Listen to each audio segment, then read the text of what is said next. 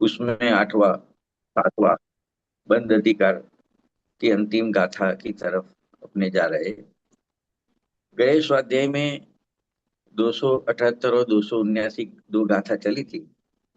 उसमें यही कहा गया था कि जो रागादि रूप परिणमन होता है, मतलब जीव की पर्याय में जो राग उत्पन्न होता है, किसी भी प्रकार का होए, चाहे शुभ राग होए चाहे अशुभ राग होए, मतलब दया दान पूजा भक्ति का राग होए या हिंसा जो चोरी खुशी वगैरह पाप का राग होए, अशुभ राग होए, वो आत्मा का स्वभाव नहीं है।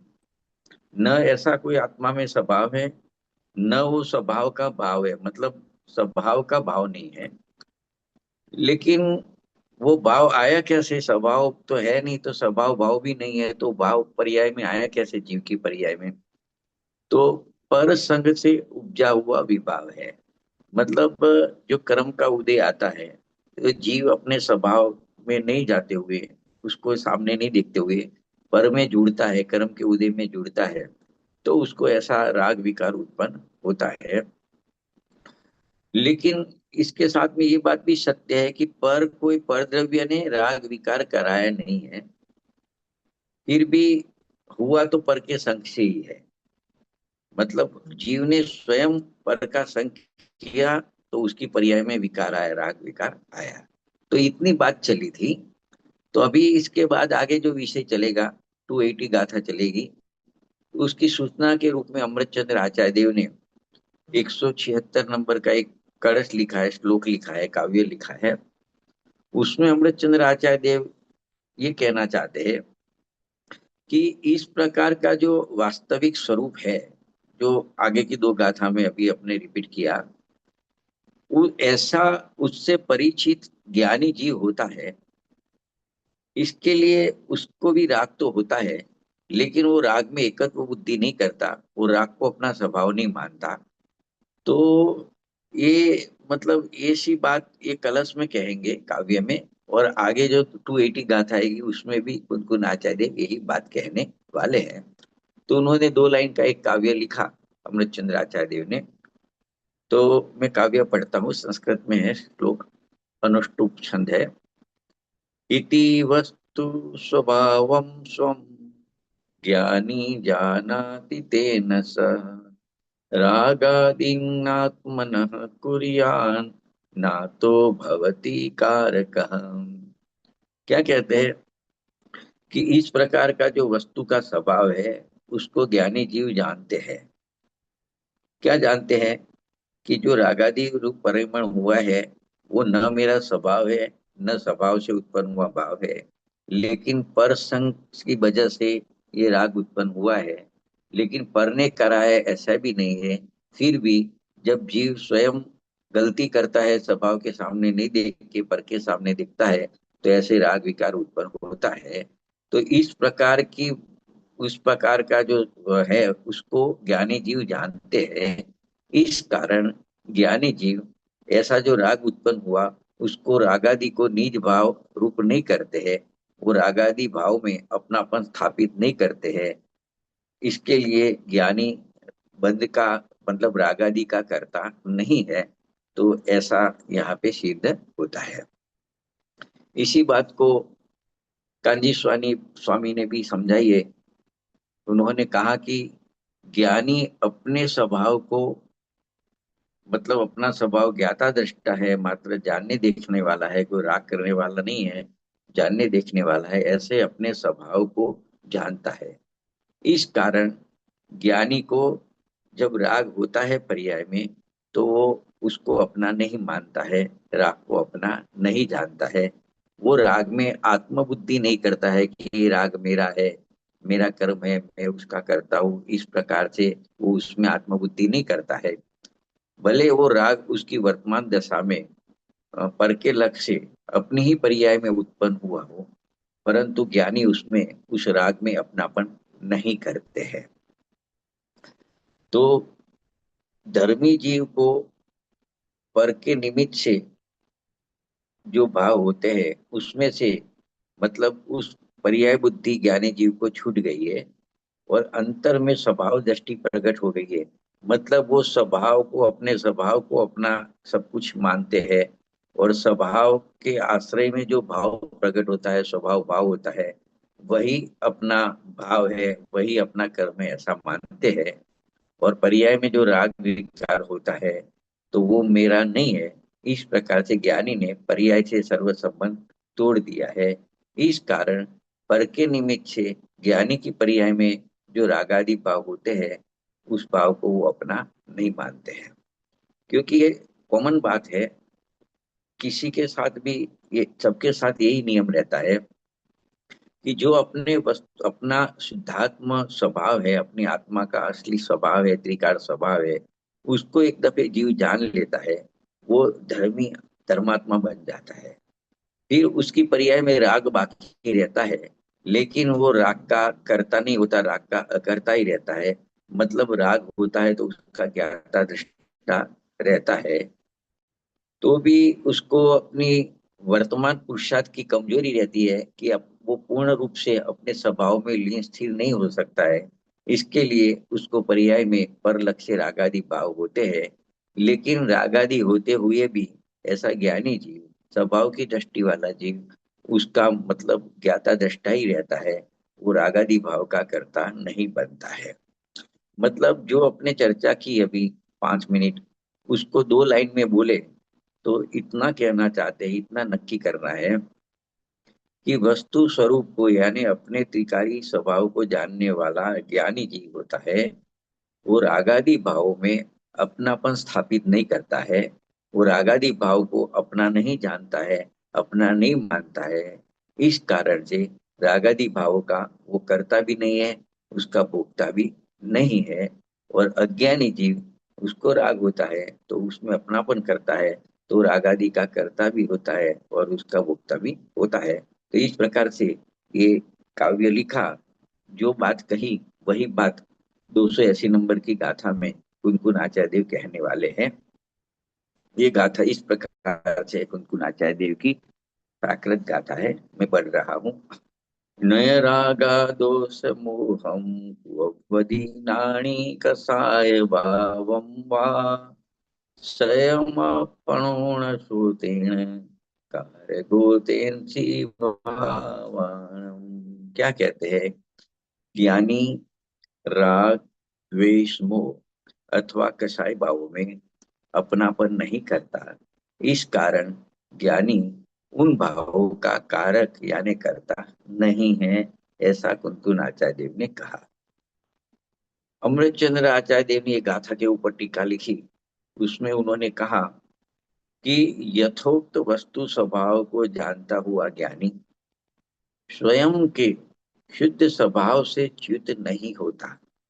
इस कारण वह मोराग्य भाव रूप स्वयं परिणमित नहीं होता। मतलब उसकी दृष्टि सदा स्वभाव के ऊपर पड़ी है, तो उसका जो परिणमन होता है, तो जैसा स्वभाव है ऐसा ही होता है। मतलब अपनी आत्मा को और अपनी आत्मा के अलावा जो जो पदार्थ है, उसका ज्ञाता दृष्टा बन के रहता है। उसको थोड़ा जितना पर्याय में कमजोरी है, उतना राग होता है, लेकिन वो राग को विभाव जानता है, उसको अपना स्वभाव नहीं जानता है। तो राग में अपनापन नहीं होता, इसके लिए वो राग का कर्ता नहीं बनता है। तो इसके लिए यहाँ पे ऐसा क्या है कहा कि ज्ञानी अपनी स्वभाव की दृष्टि कभी छोड़ता नहीं है। इसके लिए उसको राग होते हुए भी वो राग रूप परिणमित हुआ है, ऐसा नहीं कहा जाता। और तो खुद तो अपने आप तो रागादि रूप परिणमित नहीं होता है, और दूसरे द्वारा भी उसको रागादि रूप परिणमित नहीं किया जाता।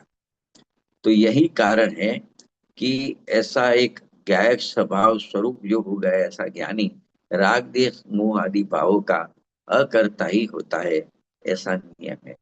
तो देखो, जब रागादि भाव का कर्ता अज्ञानी अज्ञान से होता है, तो उसको कर्म का बंध होता है। यहाँ ये बताना है कि ज्ञानी को राग होता है, लेकिन वो रागादि को अपना नहीं मानता, तो रागादि का कर्ता भी नहीं बनता, तो उसको बंध नहीं होता। आखिर में तो यही सिद्ध करना है। गाथा में तो 2 लाइन में तो मात्र इतना ही कहा कि ज्ञानी रागादि भावों का कर्ता नहीं है। लेकिन टीका में 2 बात और कही कि ज्ञानी जीव न तो स्वयं रागादि रूप परिणमित होता है, और न दूसरे के द्वारा रागादि रूप परिणमित किया जाता है। तो इस प्रकार से देखें तो ज्ञानी किसी भी प्रकार से रागादि रूप परिणमित नहीं होता, इस कारण वो रागादि का करता है। ये ये 280 नंबर की गाथा में कहना है। तो कांजी स्वामी ने भी यही बात समझाई कि इसमें, ये गाथा में दो बोल आए हैं कि धर्मी जीव स्वयं से तो राग देश मोह आदि भाव रूप परिणमित नहीं होता, और कर्म आदि पर से भी वह रागादि रूप परिणमित नहीं होता। कैसे नहीं होता, क्यों नहीं होता? कि जिसने आत्मा के शुद्ध वितराग स्वरूप को जान लिया हो, एवं ऐसे स्वभाव का अनुभव कर लिया हो, उसकी दृष्टि हमेशा शुद्ध स्वभाव पर रहती है। तो उसका ज्ञान में परिणम ही नहीं होता है। तो राग देश परिणमन कैसे करेगा? मतलब वो राग होएगा तो भी वो राग को अपना नहीं मानेगा। तो जो स्वयं विकार रूप नहीं परिणमता, उसको कर्म आदि पर पदार्थ विकार रूप कैसे परिणम आ सकते हैं? तो दूसरा भी उसको कोई परिणमाता नहीं है। और दूसरा कोई परिणाम आता है, ऐसा कभी कथन आता है, तो वो निमित्त का कथन है, ऐसा समझना कि किसकी वजह से वो राग रूप परिणमित हुआ। तो निमित्त का ज्ञान कराने के लिए ऐसा कथन आता है कि दूसरा जीव को परिणमित राग रूप परिणमित कराता है। तो निमित्त का कथन मात्र जानना, क्योंकि ज्ञानी के जीवन में भी अपनी भूमिका अनुसार दया, दान, पुण्य, पाप के भाव आते तो है। पर फर्क क्या होता है ज्ञानी ज्ञानी में? ज्ञानी जीव वो रागादि भाव का कर्ता नहीं होता। वो दान दे के ऐसा नहीं मानता कि मैंने दान दिया, वो पुण्य काम करके ऐसा नहीं मानता मैंने पुण्य काम किया। तो मतलब उसको ऐसा राग आता है, लेकिन वो उसका कर्ता नहीं होता। तो वो तो जो परिणाम आते हैं शुभ राग के आते हैं, चाहे अशुभ राग के आवे, दया का परिणाम आए, दान का परिणाम आवे, तो वो उसका जो ज्ञान में परिणमन करता है कि इस प्रकार का राग है, ऐसा वो ज्ञान करता है। तो ज्ञानी तो राग के समय भी ज्ञान में परिणमन करता है, और रागादि भाव का अकर्ता ही होता है ज्ञानी जीव, क्योंकि उसको राग करने का अभिप्राय नहीं है। क्योंकि जब जिसने अपने निर्मल स्वभाव का आश्रय लिया और ज्ञान रूप परिणमित कर रहा हो, उसको आनंद भी अपने स्वभाव का आ रहा हो, और राग में तो आकुलता दुख उत्पन्न होती है, उसको पता है कि जितना राग आता है उतना तो आकुलता दुख होता है। तो ऐसा ज्ञान में परिणमित ज्ञानी जीव राग में परिणमित कैसे होएगा? वो ऐसे मलिन राग आदि को कैसे करेगा? तो मतलब इस प्रकार से यहाँ ज्ञानी की बात की। अभी देखो, अज्ञानी की बात आएगी अभी आगे। तो अज्ञानी इस परम सत्य को नहीं जानता है, इस कारण जो जो राग होता है उसका वो कर्ता बन जाता है। मैंने ये किया, मैंने ये किया, मैंने ये करता हूँ, मैं ये करता हूँ, मैंने दान दिया, मैंने दया पाली। तो इस प्रकार से जो राग आता है उसका वो कर्ता बन जाता है। तो इसी बात को पुष्ट मतलब दृढ़ करने के लिए आगे आगे एक काव्य लिखा है अमृत चंद्र आचार्य देव के, 177 नंबर का काव्य है वो। उसको मैं पढ़ रहा हूँ, संस्कृत में है अमृत चंद्र आचार्य देव का। इति वस्तु स्वभावं स्वं नाज्ञानी वेत्ति तेन स रागादीनात्मनः कुरिया दतो भवति कारकः। वहां ज्ञानी की बात थी, उससे बिल्कुल रिवर्स बात अज्ञानी की है। ये कलश अज्ञानी का है, आगे का कलश था वो ज्ञानी का था, ये अज्ञानी का है। तो यहाँ कहते हैं अज्ञानी अपने स्वभाव को नहीं जानता, इस कारण रागादि भाव में अपनापन कर लेता है। और यही कारण है कि अज्ञानी वो रागादि भावों का कर्ता होता है। तो इस प्रकार से ये कलश, और आगे की दो गाथा आएगी वो अज्ञानी की आएगी।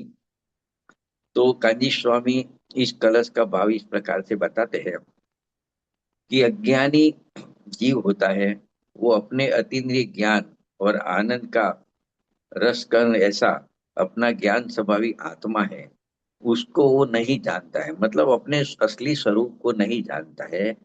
अपने स्वभाव की दृष्टि उसको नहीं हुई है कि मैं ऐसा ज्ञानानंद स्वभावी हूँ, चिरकाल टिकने वाला पदार्थ हूँ, परमात्मा पना मेरे अंदर पूरा भरा हुआ है मेरे स्वभाव में, ये सब बातें नहीं जानता है। तो उसका जो ज्ञान होता है वो अपने स्वभाव के सन्मुख कभी जाता ही नहीं है, लेकिन वो ज्ञान बाहर में, निमित्त में, या पुण्य पाप के भाव के सन्मुख बना रहता है। इस कारण वह निरंतर रागादि भाव रूप परिणमित होता हुआ वो रागादि भाव का या पर पदार्थ का कर्ता बनता है। उसे ही अज्ञान भाव कहा जाता है। तो देखो अपने दो काव्य दिखे, 176 और 177। तो उसमें क्रमशः ज्ञानी और अज्ञानी की परिणति कैसी होती है उसकी अपने बात अपने यहाँ पे अपने स्वाध्याय किया। नाटक समय सार है, उसमें बनारसी दास जी ने भी ज्ञानी और अज्ञानी की बहुत विस्तार से चर्चा की है। यही कलश के अनुसंधान में, दो कलश के अनुसंधान में लगभग 22 छंद लिखे हैं। अपने सब छंद तो टाइम के हिसाब से पढ़ नहीं सकते हैं, फिर भी वो एकाध छंद मतलब वैराग्य प्रेरक है अज्ञानी के, अज्ञानी को समझाने के लिए। जो धन संपत्ति से मोह तोड़ने की प्रेरणा देने वाला छंद है, वो छंद अपने पढ़ रहे, उसका भाव अपने ले रहे कि अज्ञानी की क्या वो मानता है, तो उसको थोड़ा और उसको कैसे समझाते हैं, वो छंद है उसको अपने पढ़ रहे हैं। जासे तू कहत यह संपदा हमारी सो तो साधुनी अडारी ऐसे जैसे नाक छीने की। क्या कहते हैं, जिस प्रकार अज्ञानी की बात है, जिस प्रकार छिनकने योग नाक को बालक जन सिनक लेते हैं, मतलब जिसको नाक में से वो महल आता है उसको बाहर फेंकने का होता है, लेकिन बच्चे लोग उसको अंदर खींच लेते हैं। उसी प्रकार यहाँ कह रहे हैं कि ये अज्ञानी, तू इस धनादि परिग्रह को छाती से लगा के रखा है तूने, और तू ऐसा कहता है कि ये संपत्ति तो हमारी है। और दूसरी लाइन लिखे, ताही तू कहत याही पुण्य जोग पाईस। यह भी कहता है कि यह तो तुझे बड़े भारी पुण्य के योग से प्राप्त हुई है। तो उसको समझाते हैं कि नरक की साई है बढ़ाई 1.5 दिन की। उसको समझाते हुए कहते हैं कि अरे भाई, ये तो नरक की साई है, नरक जाने का बयाना है, एडवांस बुकिंग है। तू जो अपने धन दौलत को अपना मान के बैठा है, छाती पे लगा के बैठा है, तो ये तो तेरे नरक में जाने का, ये तो एक बुकिंग हो रहा है समझो। तो यहाँ पे ये कहना है कि इसमें तेरी बढ़ाई है, तेरी जो दिखती है चमक दमक, वो तो 1.5 दिन की है। 1.5 दिन की है। नरक की साई है बढ़ाई 1.5 दिन की, मतलब 1.5 दिन की बढ़ाई है, थोड़े समय के लिए है। फिर उसको आगे समझाते हैं, गेरा माही पर्यो तू विचारे सुख आखी न को, माखी न के छूटत मिठाई जैसे बिन की। क्या कहते हैं, जिस प्रकार मिठाई पर मक्खियां बिन बिनाती रहती है, उसी प्रकार इस संपत्ति के कारण तू स्वार्थी लोगों से घेरा घेरा हुआ रहता है, और आंखों देखी ठाकुर सुहाती बातें सुनकर तू प्रसन्न होता रहता है। अंत में उसको समझाते हैं, एते परी होई न उदासी जग वासी जीव जग में असाता है न साता एक छिन्न की। उनको अंत में कहते हैं कि इस जगत में असाता असाता ही है, एक क्षण की भी साता नहीं है। तो आश्चर्य की बात यह है कि ऐसी स्थिति संसार की होने पर भी ये जगवासी अज्ञानी जीव जगत से उदास नहीं होते हैं। तो इस प्रकार से ऐसे अज्ञानी के थोड़े और ज्ञानी के थोड़े ऐसे लगभग 22 काव्य लिखे हैं। अपने एक काव्य को पढ़ा, तो ये अज्ञानी की बात की। तो अभी कुनकुन आचार्य ने 281 और 222 दो गाथा है, उसमें उसको अपने पढ़ रहे हैं। तो देखो जो आगे कलश में काव्य में पढ़ा था इसकी सूचना के रूप में, उसमें ऐसा आया था कि अज्ञानी अपने स्वभाव को नहीं जानता है, इस कारण से उसको जब राग होता है तो रागादि भाव का कर्ता होता है। तो यही बात ये 281 282 गाथा में कहेंगे। इस प्रकार से गाथा है। ऐसे तो दोनों गाथा एक सरखी ही है, एक शब्द मात्र का फर्क है। मैं दोनों गाथा पढ़ रहा हूँ, फिर उसका अर्थ है उसको थोड़ा पढ़ लेंगे।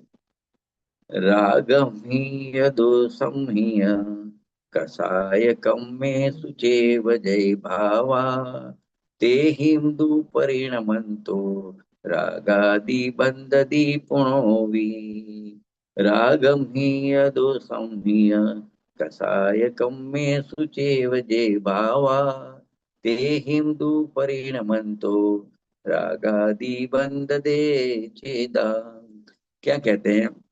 राग, द्वेष और कषाय कर्मों के होने पर, अर्थात उनके उदय होने पर जो भाव होते हैं जीव को, उन रूप परिणमित होता हुआ अज्ञानी रागादि को पुनः पुनः बांधता है। मतलब जैसा जैसा कर्म का उदय आता है और जैसा जैसा कर्म का उदय का स्वाद आता है, तो अज्ञानी भी वैसा वैसा अपने को परिणमाता है।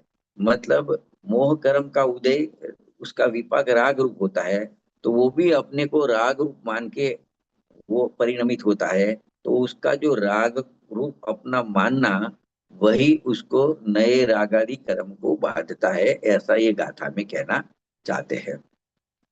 अमृतचंद्र आचार्य देव ने इसको स्पष्ट इस प्रकार से किया है कि यथोक्त वस्तु स्वभाव को नहीं जानने वाला अज्ञानी अनादि काल से अपने शुद्ध स्वभाव से च्युत ही है।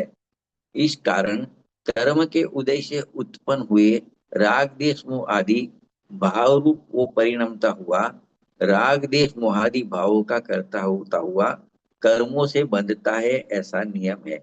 मतलब अज्ञानी राग देश रूप परिणमित होता है और नए कर्म का बंध करता है।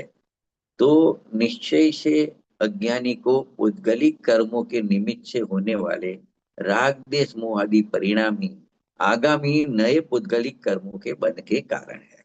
तो देखो, तीन बात बताई। एक तो जूने कर्म, नए कर्म जो बदते हैं वो कैसे बदते हैं वो बताता है। तो जूने कर्म का उदय आता है, जैसा उदय आया तो ये जीव ऐसा स्वाद लेता है, ऐसा अपने को मान लेता है। तो जूने कर्म का उदय निमित्त पाकर नए आठ कर्म आके बनते हैं, ऐसा अज्ञानी को होता है। ये बात यहाँ पे समझाइए। ये गाथा, ऐसी गाथा आश्रवधी काल में भी 163 164 समय साल में ये सेम गाथा आ गई है। वहां भी अज्ञानी की बात थी, यही बात यहाँ पे समझा रहे हैं। आगे पंडित जयचंद जी छाबड़ा साहब ने इसी बात को ऐसे समझाया अज्ञानी के लिए कि मूल बात यह है कि अज्ञानी अपने आत्म स्वभाव को नहीं जानता है। कर्म का उदय तो उसको है, संसार में है तो कर्म के उदय से जो जो भाव होते हैं उसको अपना समझकर वो परिणमन करता है। इसलिए वह उन भावों का कर्ता होता है और पुनः पुनः, मतलब आगामी नए कर्म को बांधता है। ऐसा एक नियम है कर्णानि योग का। तो अज्ञानी के कर्म के निमित्त से जो राग देश मोहादि परिणाम होते हैं, वही पूर्ण आगामी यानी नए कर्म बंध के कारण होते हैं। तो ऐसा इस दो गाथा में कहना है। आचार्य जैनसेन ने भी इसकी टीका की है दो गाथा की, वो सेम की है। अमृतचंद्र आचार्य देव ने जो बात कही वही बात कही है, लेकिन एक शब्द उन्होंने ऐड किया है, किंच विस्तरह। मतलब एक विशेष बात उन्होंने बताई कि जहां हम राग देश मोह शब्द का प्रयोग करते हैं, तो वहां मोह शब्द का अर्थ मिथ्यात्व आदि का जनक दर्शन मोह लेना, और राग देश शब्द जहां आवे वहां क्रोधादि कसाय का उत्पादक चारित्र मोह लेना चाहिए। तो राग देश मोह शब्द जहां जहां आवे, तो मोह शब्द से मिथ्यात्व रूप परिणमन में जो निमित्त ऐसा दर्शन मोह लेना है, और राग देश शब्द आवे तो वहां क्रोध आदि जो कसाई उत्पन्न होती है उसका उत्पादक चारित्र मोह लेने का। तो इस प्रकार से उन्होंने एक्स्ट्रा बात कही है। यहाँ कोई प्रश्न करे कि मोह शब्द से मिथ्यात्वादी भावों का जनक दर्शन मोह लेने में तो कोई आपत्ति नहीं है, मतलब वो तो समझ में आता है। लेकिन राग देश शब्द से चारित्र मोह को कैसे लिया जा सकता है, राग देश में से चारित्र मोह कैसे लिया जा सकता है? तो उसका उत्तर वहां खुद आचार्य ने दिया है। उन्होंने कहा चारित्र मोहनी क्रम दो प्रकार का होता है, एक कषाय वेदनीय और नो कषाय वेदनीय। तो कषाय वेदनीय नामक चारित्र मोह द्वेष के उत्पादक है। इसके लिए वह क्रोध और मान जो है वो द्वेष रूप है। तथा राग उत्पादक होने से माया और लोभ राग रूप है। कि ये तो आया कसाय वेदनी में, और नो कसाय वेदी नाम का चारित्र मोह है, वो राग का उत्पादक है। इसके लिए जहाँ स्त्री वेद, पुरुष वेद, नपुंसक वेद, हास्य और रति, ये पांच नो कसाय राग रूप है। तथा द्वेष की उत्पादक होने से अरति, शोक, भय, जुगुप्सा, ये चार कसाय नो कसाय द्वेष रूप है। तो इस प्रकार के अभिप्राय से जब मोह शब्द आवे तो दर्शन मोह यानी मिथ्यात्व कहा जाता है, और राग देश शब्द आवे तो चारित्र मोह कहा जाता है। तो जहां जहां राग देश मोह शब्द आवे तो वहां इस प्रकार का अर्थ जानना चाहिए। तो इसके बाद में अमृत चंद्र आचार्य देव ने तीन गाथाएं लिखी है, 283, 84 और 85। तो देखो अभी थोड़ा विषय इस प्रकार से आता है, ये तीन गाथाएं जोड़ा रूप है, साथ में है। तो ये गाथा में आचार्य देव ये समझाना चाहते हैं कि जो भगवान आत्मा यानी अपनी जो आत्मा है, शुद्ध आत्मा है, वो जो पर्याय में रागादि भाव होते हैं उसका अकारक है, अकर्ता है।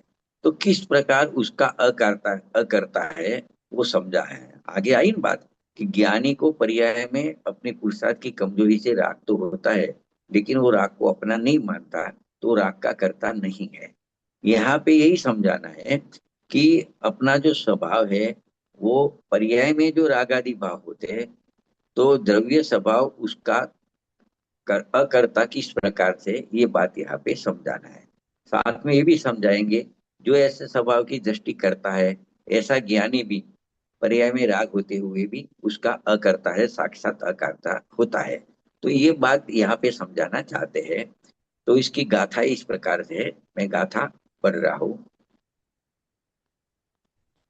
अप अपरिकमण द्विहम् अपचक्षाणं तहेव निर्णेयम् एदेणुवदेशेण य अकारगो वणन्ति वणिन्दो चेदा अपरिकमणं द्विहम् द्रव्ये भावे अपचक्षाणंपि एदेणुवदेशेण य अकारगो वणिदो चेदा जावम् अपरिकमणम् अपच्यखाणं च दवभावाणम् उवदीयादातावम् कत्तासोदीनावद्वो। बहुत सिंपल है। देखो 283 नंबर की गाथा है। अ, तो उसमें ये कह रहे हैं कि अप्रतिक्रमण दो प्रकार का है, इसी प्रकार से अप्रत्याख्यान भी दो प्रकार का है। इस उपदेश से आत्मा अकारक कहा गया है। ये पहली गाथा, मतलब तीन गाथा में से, मतलब इसमें अप्रतिक्रमण और अप्रत्याख्यान की बात कही है कि अप्रतिक्रमण दो प्रकार का है और अप्रत्याख्यान भी दो प्रकार का है। और ऐसा उपदेश देके आत्मा स्वभाव से अकारक है, ऐसा आचार्य देव ने बताया है। दूसरी गाथा में ऐसा कहते हैं कि जो आगे कहा था अप्रतिक्रमण दो प्रकार का है ना, तो दो प्रकार कौन से वो बताते हैं कि द्रव्य संबंधी अप्रतिक्रमण और भाव संबंधी अप्रतिक्रमण। और वहां ये भी कहा था कि अप्रत्याख्यान भी दो प्रकार का है, तो द्रव्य संबंधी अप्रत्याख्यान और भाव संबंधी अप्रत्याख्यान। तो दूसरी गाथा में वो दो प्रकार बताए, द्रव्य और भाव से दो प्रकार का अप्रतिक्रमण और अप्रत्याख्यान बताया है। और उसमें भी ऐसा कहा कि इस उपदेश से आत्मा अकारक ही है, ऐसा कहा। तीसरी गाथा की बात करें तो तीसरी गाथा में ये बताते हैं, उसका रहस्य बताते हैं कि जब तक ये आत्मा द्रव्य और भाव का अप्रतिक्रमण और अप्रत्याख्यान करता है, तब तक वह कर्ता होता है, ऐसा जानना चाहिए। तो इस प्रकार से तीन गाथा हुई। पहले कहा अप्रतिक्रमण अप्रत्याख्यान दो प्रकार का है, दूसरी गाथा में कहा द्रव्य भाव से दोनों दो प्रकार के हैं, तीसरी बात कहा जब तक आत्मा ऐसे द्रव्य और भाव अप्रतिक्रमण अप्रत्याख्यान करता है, तब तक उस भावों का वो कर्ता होता है, ऐसा जानना चाहिए। तो इस प्रकार से ये तीन गाथाएं हुई। अभी उसको ये बात आएगी, समझनी पड़ेगी कि अप्रतिक्रमण क्या है और अप्रत्याख्यान क्या है। उसको अपने समझते हैं अभी आगे, कि भूतकाल संबंधी जो दोष अपने हैं उसका परिमार्जन करना प्रतिक्रमण है, प्रतिक्रमण हुआ। और भविष्य में दोषों को नहीं होने देने का संकल्प करना उसको प्रत्याख्यान कहते हैं। तो प्रतिक्रमण का नहीं होना अप्रतिक्रमण है, और प्रत्याख्यान का नहीं होना अप्रत्याख्यान है। मतलब भूतकाल संबंधी दोषों करते रहना वो अप्रतिक्रमण है, और भविष्य में दोष होने का राग का संकल्प करना वो अप्रत्याख्यान है। तो इस प्रकार से अप्रतिक्रमण क्या है, अप्रत्याख्यान है, इसकी बात की। उसको भी समझते हैं आगे थोड़े। देखो, आचार्य जैनसेन ने इसको इस प्रकार से समझाया है कि पूर्वानुभूत विषयों के अनुभव रूप रागादि का स्मरण करना अप्रतिक्रमण है, और भविष्य में होने वाले रागादि के विषय की आकांक्षा करना वो अप्रत्याख्यान है।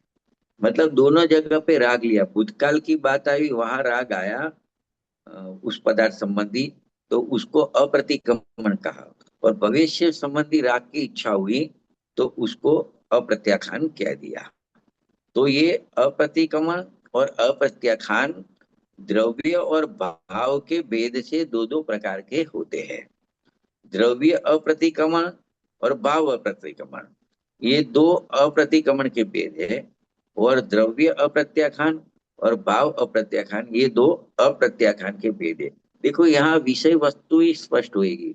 इसके बाद में जो गाथा आएगी, दो गाथा, उसमें इसमें से क्या तय करना है वो भी आएगी। तो पांच गाथा का जोड़ा है ऐसे। जो तीन गाथा पहले दिए, बाद में दो गाथा दिए, वो सभी प्रतिक्रमण अप्रत्याख्यान संबंधी है। तो आज तो पूरी नहीं चलेगी, आज ये तीन ही चलेगी। ये तीन का भाव थोड़ा पकड़ेंगे, फिर आगे दूसरे स्वाध्याय में बाकी की दो गाथा चलेगी। फिर ये पूरी इसकी जितनी गाथा है बंध अधिकार की पूरी हो जाती है, फिर अगला मोक्ष अधिकार आएगा। तो देखो, जो अपने अभी बात की, चर्चा की ये तीन गाथा के बारे में, तो पंडित जयचंद जी छाबड़ा साहब ने वो जो उन्होंने भावार्थ लिखा है उसमें इस प्रकार से उसको स्पष्ट किया है कि अतीत काल में, भूतकाल में जिन परद्रव्यों का ग्रहण किया था, ये हमारा मकान था, ये दुकान थी, ये था हमारा, इस प्रकार से जिन परद्रव्यों का ग्रहण किया था, उन्हें वर्तमान में अच्छा समझना कि हमारा पहले मकान था, गांव में बहुत बढ़िया था, हमारी पहले दुकान बहुत अच्छी चलती थी। तो वो भूतकाल संबंधी परद्रव्यों को जो ग्रहण किया था कि अपने पास सहयोग था, उसको वर्तमान में अच्छा समझना, उसके प्रति राग करना, उसके संस्कार बने रहना, उसके प्रति ममत्व रहना, वह द्रव्य अप्रतिक्रमण है। तो देखो, पहले अप्रतिक्रमण, फिर द्रव्य अप्रतिक्रमण, और अभी भाव अप्रतिक्रमण। उसको थोड़ा खोलते हैं। तो अतीत काल में जिन परद्रव्यों का ग्रहण किया था, उन्हें वर्तमान में अच्छा समझना, उनका संस्कार रहना, उनके प्रति ममत्व रहना, वह सब द्रव्य अप्रतिमण अप्रतिक्रमण है। मतलब पर द्रव्य आएंगे तो वो द्रव्य में जाएगा, और रागादि भाव आएगा तो भाव में जाएगा। उन परद्रव्यों के निमित्त से जो रागादि भाव हुए थे भूतकाल में, उन्हें वर्तमान में अच्छा जानना, उनके रागादि भाव का संस्कार रहना, वो रागादि भाव के प्रति ममत्व रहना, उसको भाव अप्रतिक्रमण कहेंगे। देखो, भूतकाल के साथ जोड़ेंगे, परद्रव्य के साथ जोड़ेंगे तो पहले भूतकाल है, इसके लिए अप्रतिक्रमण हुआ। परद्रव्य के साथ में जोड़ेंगे तो द्रव्य अप्रतिक्रमण हुआ। उसके राग के साथ जोड़ेंगे तो भाव अप्रतिक्रमण हुआ। इसी प्रकार भविष्य से जोड़ेंगे कि आगामी काल संबंधी परद्रव्य की इच्छा रखना, परद्रव्य में ममत्व रखना, वह द्रव्य अप्रत्याख्यान है। ये भविष्य आया तो अप्रत्याख्यान हो गया। और उन परद्रव्य के निमित्त से आगामी काल में होने वाले रागादि भावों की इच्छा रखना, ममत्व रखना, वो भाव अप्रत्याख्यान है।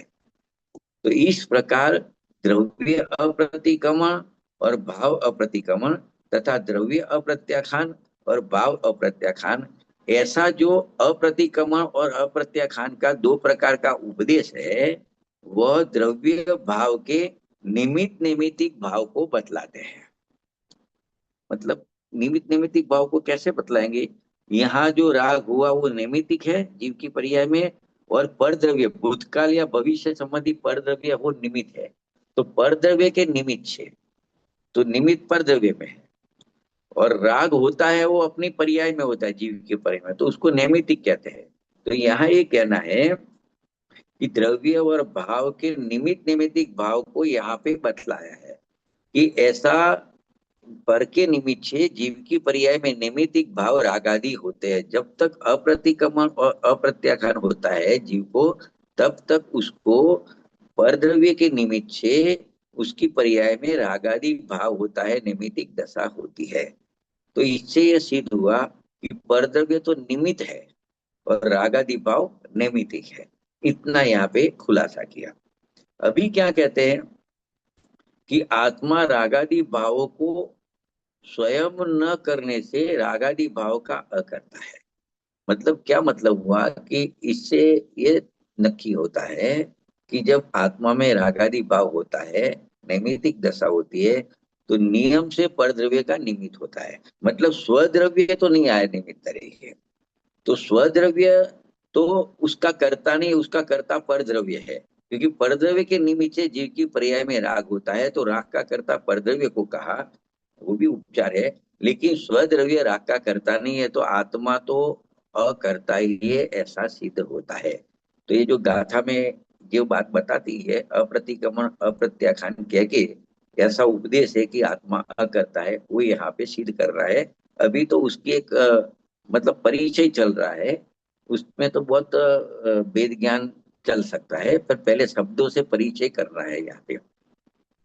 तो देखो यहाँ पे क्या कहते हैं कि आत्मा में रागादि भाव होते हैं, उसका आत्मा अकर्ता ही है। लेकिन अकर्ता होने पर भी पर्याय में राग होता है। कब क्यों होता है? कि जब तक उसके निमित्त भूत परद्रव्य के अप्रतिक्रमण और अप्रत्याख्यान है, तब तक उसके रागादि भावों का अप्रतिक्रमण अप्रत्याख्यान है। मतलब द्रव्य अप्रतिक्रमण अप्रत्याख्यान है, तो भाव अप्रतिक्रमण भाव अप्रत्याख्यान है।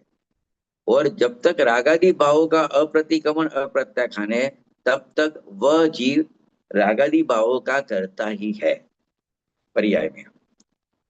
लेकिन जब वह निमित्तभूत परद्रव्य का प्रतिक्रमण कर देता है, प्रत्याख्यान कर देता है, तब वो निमित्त चला गया, तो नैमित्तिक रागादि भाव भी वहां चला गया। तो जब द्रव्य प्रतिक्रमण प्रत्याख्यान किया, तो रागादि भावों का भी प्रतिक्रमण प्रत्याख्यान हो जाता है। और जब रागादि भावों का प्रतिक्रमण प्रत्याख्यान हो जाता है, मतलब नैमित्तिक भाव खत्म हो जाता है, रागादि भाव खत्म हो जाते हैं पर्याय में से, तो वो पर्याय में भी साक्षात अकर्ता बन जाता है। तो पहले ये सिद्ध किया कि जो पर्याय में रागादि भाव होता है, मलिन भाव होता है, उसका कर्ता परद्रव्य है, क्योंकि परद्रव्य के निमित्त से रागादि नैमित्तिक भाव हुए। तो स्वद्रव्य अपनी आत्मा उसका कर्ता नहीं है, अकर्ता है। अभी पर्याय में क्या बात करते हैं कि जब जब तक परद्रव्य का निमित्त है, द्रव्य अप्रतिक्रमण अप्रत्याख्यान है, तब तक भाव अप्रतिक्रमण अप्रत्याख्यान है, मतलब रागादि भाव है।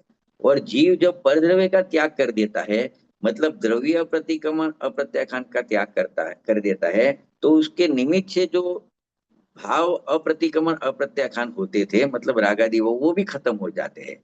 तो पर्याय में साक्षात वो अकर्ता बन जाता है, उतना यहाँ पे स्पष्ट किया।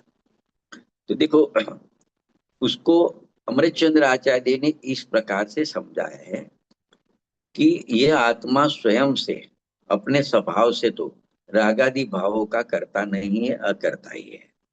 क्योंकि अगर अपना स्वभाव ही, मतलब अगर ऐसा नहीं मानो, तो अप्रतिक्रमण और अप्रत्याख्यान का जो उपदेश है वो उपदेश नहीं हो सकता है। अप्रतिक्रमण अप्रत्याख्यान का जो द्रव्य और भाव के भेद से दो प्रकार का उपदेश किया है, वह द्रव्य और भाव के निमित्त निमित्त भाव को प्रकट करता हुआ आत्मा के अकर्तृत्व को ही बतलाता है। मतलब जो पर्याय में रागादि भाव हुए वो नैमित्तिक है, तो नियम से सामने परद्रव्य निमित्त है। तो अपने आत्मा स्वद्रव्य है, वो तो अकर्ता ही रहा, क्योंकि रागादि भाव का कर्ता तो परद्रव्य हो गया है। तो इस प्रकार से निश्चित होता है कि अपना आत्मा तो अकर्ता ही है। तो यदि ऐसा न माने तो द्रव्य अप्रतिक्रमण और द्रव्य अप्रत्याख्यान के कर्तृत्व के निमित्व का उपदेश निरर्थक हो जाएगा। मतलब इसका त्याग करो, द्रव्य अप्रतिक्रमण द्रव्य प्रत्याख्यान का त्याग करो, उपदेश रहेगा ही नहीं। तो उसके मतलब उससे क्या होएगा कि एक आत्मा को ही रागादि भाव का निमित्त पड़ा आ जाएगा। जब निमित्त का निषेध कर दोगे तो नैमित्तिक भाव तो रागादि भाव तो होते हैं, तो पर द्रव्य उसका निमित्त नहीं है तो स्वद्रव्य उसका निमित्त बन जाएगा। तो स्वद्रव्य तो नित्य त्रिकार रहने वाला है, तो रागादि भाव का नित्य कर्तृत्व का प्रसंग आएगा तो कभी भी राग के अभाव में उसको मोक्ष प्रकट होएगा, हो नहीं सकता है, ऐसा हो जाएगा, सिचुएशन ऐसी हो जाएगी। इसीलिए राग का जो कर्ता है वो स्वद्रव्य को नहीं मान सकते, राग का कर्ता परद्रव्य है, ऐसा ही नियम है। और जब परद्रव्य का त्याग होता है तो वो राग का भी त्याग हो जाता है। तो ये यहाँ पे समझाना है। तो अपनी आत्मा तो स्वभाव से अकारक ही है, क्योंकि जो रागादि हुआ उसका कारक यानी कर्ता कोई परद्रव्य है, निमित्त है। अपने स्वद्रव्य के निमित्त से कभी राग नहीं होता, स्वद्रव्य के निमित्त से तो वितराग भाव होता है। तो अपनी आत्मा रागादि भावों का अकारक ही है। फिर भी जब तक वह निमित्तभूत पद्रव्यों का प्रतिक्रमण और प्रत्याख्यान नहीं करता, तब तक नैमित्तिक ऐसे रागादि भावों का प्रतिक्रमण प्रत्याख्यान भी नहीं होता। इसी प्रकार जब तक इन रागादि भावों का प्रतिक्रमण प्रत्याख्यान नहीं करता, तब तक वह उन भावों का करता ही है। अब जब आत्मा निमित्त भूत द्रव्य का प्रतिक्रमण और प्रत्याख्यान करता है, तभी नैमित्तिक भूत रागादि भावों का भी प्रतिक्रमण और प्रत्याख्यान होता है। और जब इन भावों का प्रतिक्रमण प्रत्याख्यान होता है, तब वह साक्षात अकर्ता ही होता है। तो इस प्रकार से ये इसमें ऐसा कहा है। तो देखो, इसको गांधी स्वामी ने भी थोड़ा सरल करते समझा है। अपने 5 5 मिनट है, ऐसे तो 2 3 मिनट है, लेकिन थोड़ा टच कर लेते हैं उसको विषय को, कि अपना जो स्वभाव है वो तो राग आदि का अकारक ही है, अकर्ता ही है। अगर अपने स्वभाव में से राग आदि उत्पन्न होते हो, शुभ और अशुभ, और अपना आत्मा स्वभाव उसका करता होता, तो फिर ये अप्रतिक्रमण अप्रत्याख्यान छोड़ो, उसका ऐसा उपदेश नहीं दिया जाता। क्योंकि जब स्वभाव का भाव है उसका कभी अभाव नहीं होता है। इसके नक्की होता है कि जो रागादि भाव होते हैं वो अपने स्वभाव भाव नहीं है, स्वभाव से उत्पन्न नहीं होते। जिसको यहाँ अप्रतिक्रमण और अप्रत्याख्यान कहा, वो जो भाव अप्रतिक्रमण और भाव अप्रत्याख्यान होता है उसको नैमित्तिक भाव कहा, वो परद्रव्य के निमित्त से होता है। और जब परद्रव्य का त्याग करते हैं तो उसके निमित्त से होने वाले नैमित्तिक रागादि भाव का भी त्याग हो जाता है।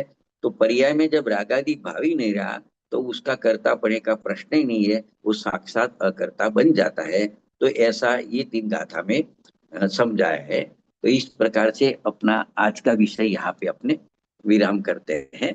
आगे इसके पीछे 2 गाथा है, उसमें थोड़ा दृष्टांत देखिए, बात को समझाइए, क्योंकि अभी कुछ दृष्टांत नहीं आया है। अभी अप्रतिक्रमण अप्रत्याख्यान आया, दोनों 2 प्रकार से आए, द्रव्य प्रतिक्रमण भाव प्रतिक्रमण, द्रव्य प्रत्याख्यान भाव प्रत्याख्यान।